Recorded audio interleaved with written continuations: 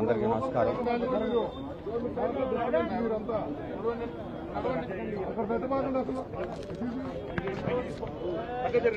చాలా బాధాకరం, దుఃఖం.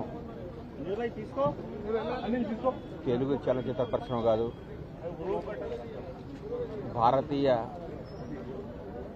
కళారంగం ఓ గొప్ప ధ్రువతారను కోల్పోయింది. కోటా బాబాయ్ మహోన్నత నటుడు. నాకు తెలిసి ఇండియాలోనే ఒక ఫైనెస్ట్ యాక్టర్ కోటా శ్రీనివాసరావు గారు. 83 ఏళ్ల వయసులో గత 20 రోజుల నాడు ఆయన దగ్గర రావడం జరిగింది. చాలాసేపు కూర్చుంటే ఆయనే కబుర్ చేసి పిలిపించారు, ఒకసారి వచ్చిపోరా అన్నాడు.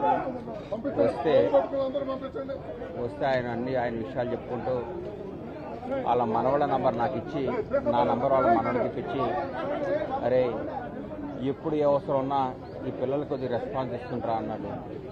ముందు నాకు బాధ్యత చెప్పాడేమో అనిపించింది. ఆ రోజు ఆయన కాలు, ఆయన పరిస్థితి చూసి చాలా దుఃఖపడ్డాను.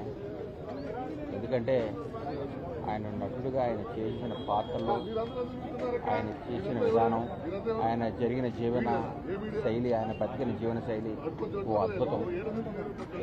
ఆయన కోల్పోవటం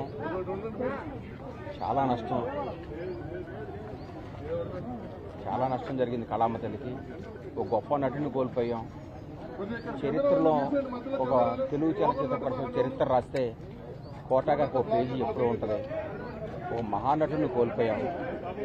ఆయన పవిత్ర ఆత్మకు శాంతి కలగాలని ఆ భగవంతుని కోరుకుంటూ ఆయన కుటుంబ సభ్యులకి నా ప్రగాఢమైన సానుభూతి తెలియజేస్తూ, తెలుగు చలనచిత్ర పరిశ్రమ ఆయన కుటుంబానికి ఎప్పుడూ అండగా ఉంటుంది.